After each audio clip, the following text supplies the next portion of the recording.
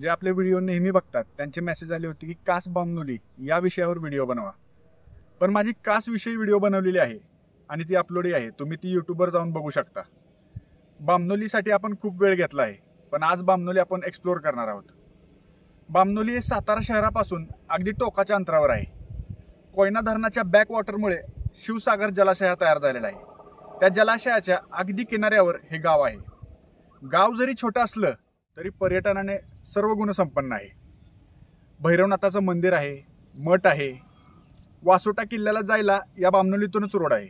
म्हणजे इथून जी बोटिंग आहे ती तुम्हाला वासोटा किल्ल्यापर्यंत घेऊन जाऊ शकते. कुटुंबासोबत आपण बामनोलीला गेल्यानंतर बोटिंगची मजा घेऊ शकता. भैरवनाथ बोट क्लब आहे. आणि हे जे माझ्या मागे दिसत आहे ते कनेर धरण, जे मागील व्हिडिओमध्ये मी तुम्हाला दाखवलं. तर चला तर मग वेळ न घालवता बामनोलीकडे निघूयात. बामनोली समुद्रसपाटीपासून सुमारे 1250 फूट उंचीवर वसलेलं एक सुंदर गाव. या गावात जाण्याचा उत्तम मार्ग म्हणजे तिथे गाडी घेऊन जाणे. घनदाट जंगल आणि पावसाच्या सरींनी धुतलेले चकाचक रस्ते यामुळे ड्राईव्ह एकदम मस्त होऊन जाते. बामनोली गावाला भेट देण्याचा उत्तम काळ म्हणजे पावसाळ्यात जुलै ते ऑक्टोबर आणि हिवाळ्यात इथलं वातावरण एकदम आल्हाददायक असते.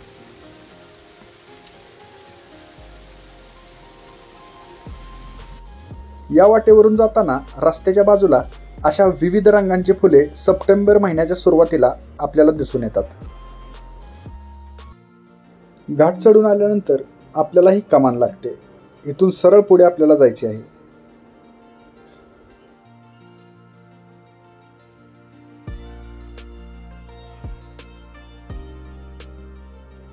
थोडे पुढे आल्यानंतर साताऱ्यातील सुसज्ज असे येवतेश्वर मंदिर लागते. श्रावण महिना सुरू असल्याने भक्तांची प्रचंड गर्दी आपल्याला दिसून आली. येवतेश्वर हे डोंगराच्या कुशीत वसलेलं एक छोटंसं गाव. येथे यादवकालीन बांधलेले श्री शंभू महादेवाचे मंदिर व शेजारी ग्रामदैवत काळभैरवनाथाचे देवस्थान आहे. या देवाची यात्रा ही या भागातील सर्वात पहिली यात्रा असते.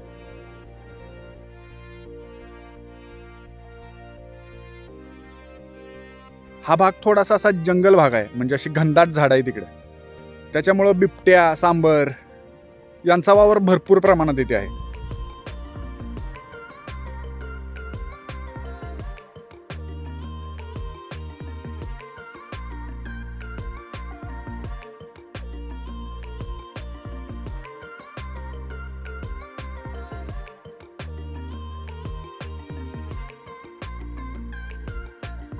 पर्यटक इकडे आल्यानंतर थोडी हुल्लडबाजी करतात. आणि या घाटाच्या म्हणजे घाटाच्या वर आल्यानंतर जो पठार लागतो त्या पठाराच्या बरोबर या कॉर्नरला इथे बसून फोटो काढणे, ओरडणे, उड्या मारणे हे सगळे कार्यक्रम चालू असतात. आता हा भाग पाऊस कमी असल्यामुळे थोडासा सुकलेला आहे. पण माती जर तुम्ही बघायला गेलात तर माती एकदम अशी चिकट माती आहे. जरी ओली झाली असेल तर किती स्लिपरी होऊ शकते याचा अंदाज तुम्ही लावू शकता.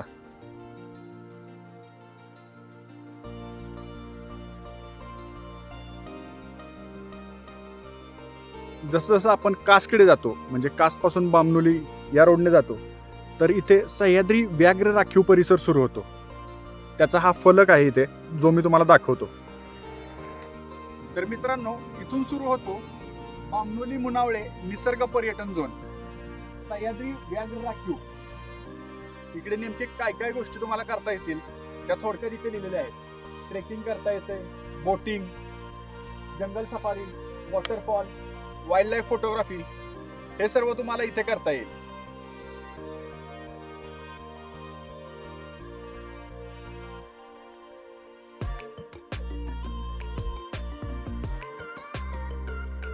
बामनोली कास रोडला जाताना ठिकठिकाणी असे बोर्ड लावलेले दिसतात.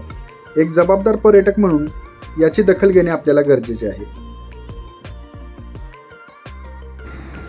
कास हे समुद्र सपाटीपासून थोडं उंचीवर असल्यामुळे बराच गारवा आहे इथे आणि पाऊस ही अधूनमधून सुरू होत असतो इथे.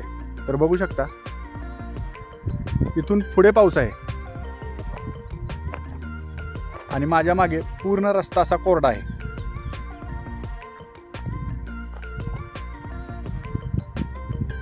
इथूनच वासोटा किल्ला 19 किलोमीटर, कास 1 किलोमीटर आणि तापोळा 40 किलोमीटर आहे.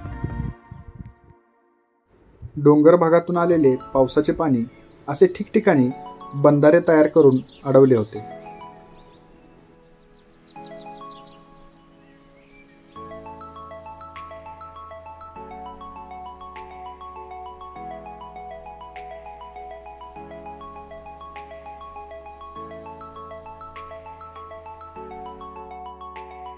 बामणोलीला जाताना पहिल्यांदा आपल्याला कास पठार लागतं.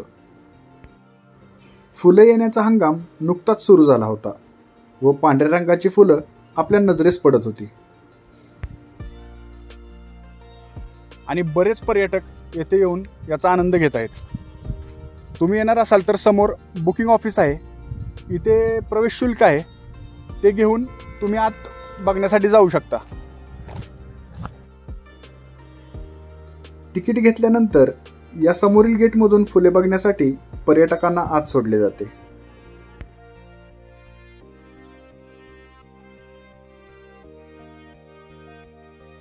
का आपलं नाव? रामचंद्र आटाळे.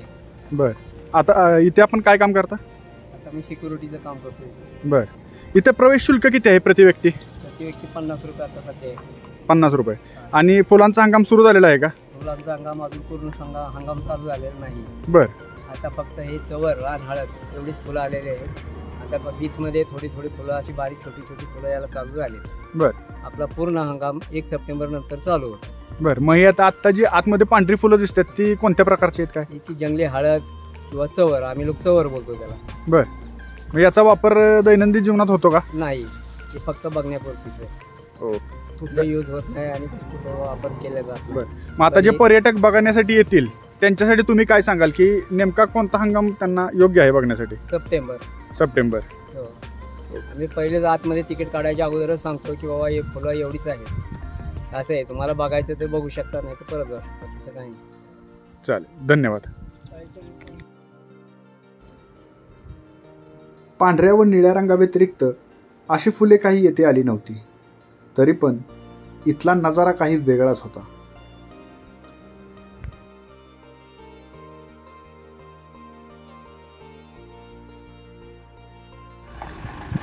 कास पठारावर जीप सफारीची सोय उपलब्ध आहे.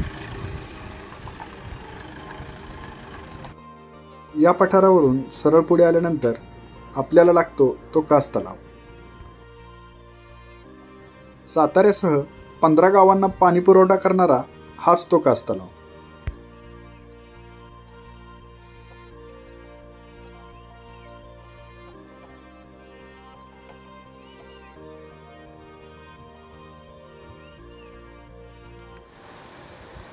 पावसामुळे तलाव भरल्यामुळे तलावातून पाण्याचा विसर्ग चालू होता.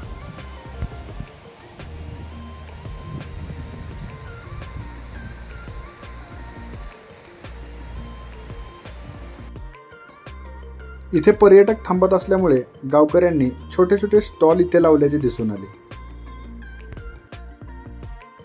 बरेच पर्यटक येथे फोटो आणि रील्स काढण्यात मग्न होते.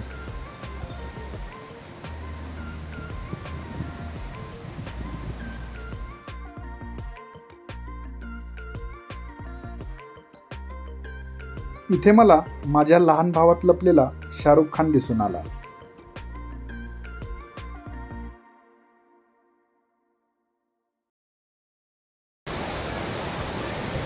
पर्यटक खूप मजा लुटत आहेत. आता आपण इथून थेट बामणोलीला निघणार आहोत. इथून वरूनच रोड आहे असा फिरून, म्हणजे कास तलावाला असा एक गोल वेढा मारून असा बामणोलीला वर 12 किलोमीटर अंतरावर बामणोली आहे. जेव्हा आपण तलाव सोडून वर येतो तेव्हा आपल्याला कास गावच्या कासाई देवीचे सुंदर असे मंदिर दिसून येते.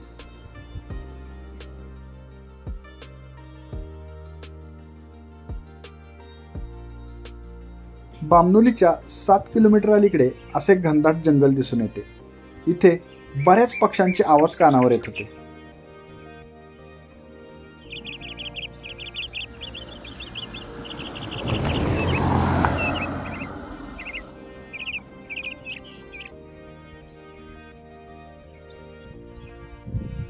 हा आहे आपला साताऱ्याचा निसर्ग. निसर्ग सौंदर्याने नटलेला सातारा. या भागात बऱ्याच ठिकाणी भात शेती केल्याचे दिसून आले.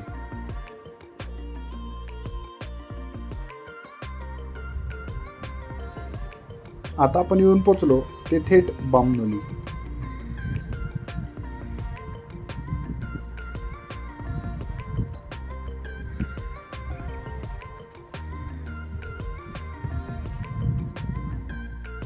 पावसामुळे बऱ्याच बोट बंद अवस्थेत दिसून आल्या.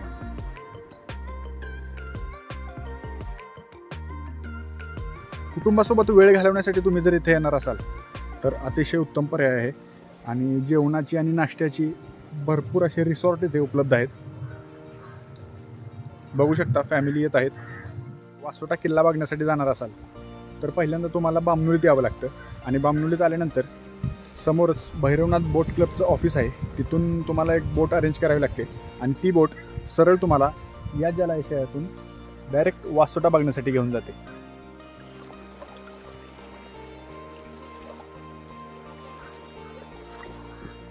हॉटेल सरपंचवाडा म्हणून एक हॉटेल इथे आहे. तर त्यांनी इथे टेंटसुद्धा अवेलेबल करून दिलेले आहेत. जर तुम्ही इथे कॅम्पिंग करून राहणार असाल तर त्यांच्याकडे टेंटसुद्धा आहेत आणि त्याचे चार्जेस आणि जेवण वगैरे या सर्व गोष्टी आपण त्यांच्याकडून जाणून घेणार आहोत.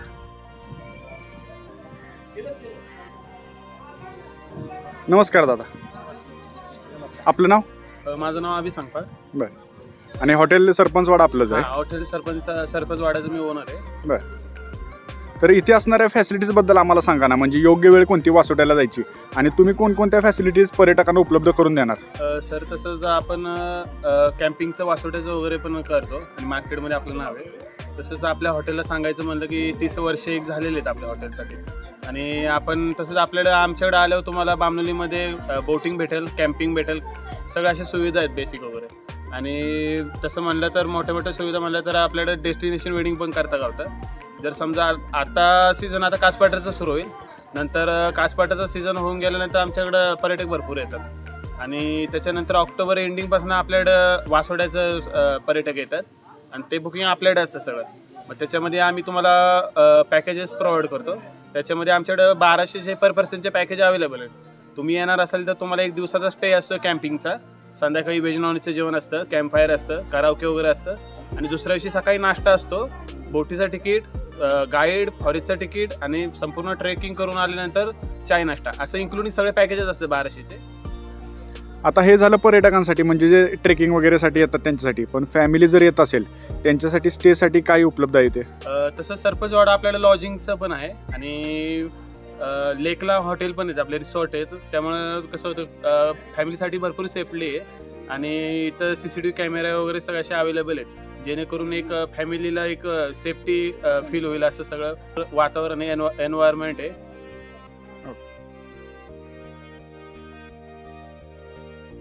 आता आपण ज्यांना भेटलो ते हॉटेल सरपंचवाडाचे ओनर होते. जे लोक वासोटा बघण्यासाठी येतात त्यांना बोट वगैरे अरेंज करणं, त्यांची राहण्याची सोय, कॅम्पिंगची सोय, हे सगळं ते बघतात. तर त्यांचा नंबर मी डिस्क्रिप्शन बॉक्समध्ये देतो आहे. जर तुम्ही इकडे येणार असाल तर त्यांच्याशी कॉन्टॅक्ट नक्की करा. मी स्वतः हॉटेलमध्ये आत्ता जेवण केलं आहे. अतिशय स्वच्छ हॉटेल आहे आणि CCTV वगैरे, त्यांच्या लॉजिंग बोर्डिंग वगैरे आहेत. आणि CCTV वगैरे म्हणजे कुटुंबासोबत तुम्ही येत असाल तर एकदम सेफ आहे आणि चांगली माणसं आहे.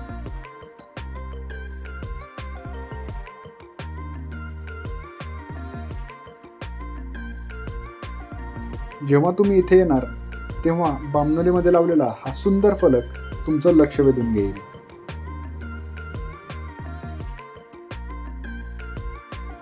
हे आहे बामनोलीतील सुंदर असे भैरवनाथाचे मंदिर. या मंदिराचे रंगकाम अतिशय सुंदररित्या केले होते.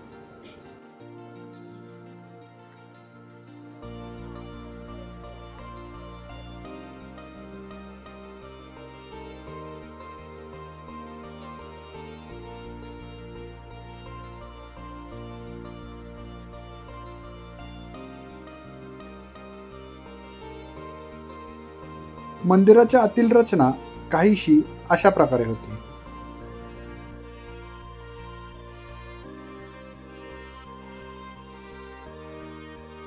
थोडा वेळ या मंदिरात बसलेलो. या मंदिरातूनही शिवसागर जलाशय दिसत होता.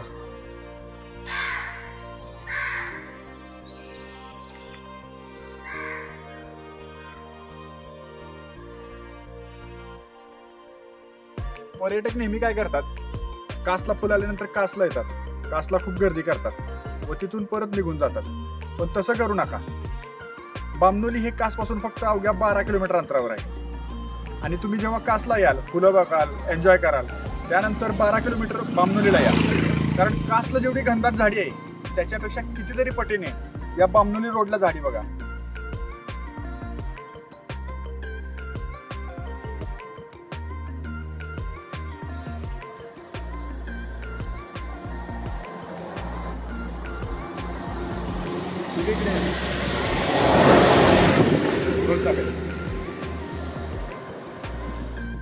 आणि इकडे येताना रात्री 6 नंतर येणं टाळा, कारण हा थोडासा जंगल भाग आहे.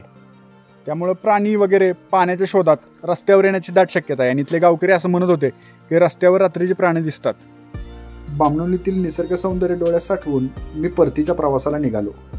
तर मित्रांनो, कसा वाटला आजचा व्हिडिओ कमेंट करून नक्की सांगा. आपल्या चॅनलवर तुम्ही नवीन असाल तर चॅनल सबस्क्राईब करायला विसरू नका. धन्यवाद.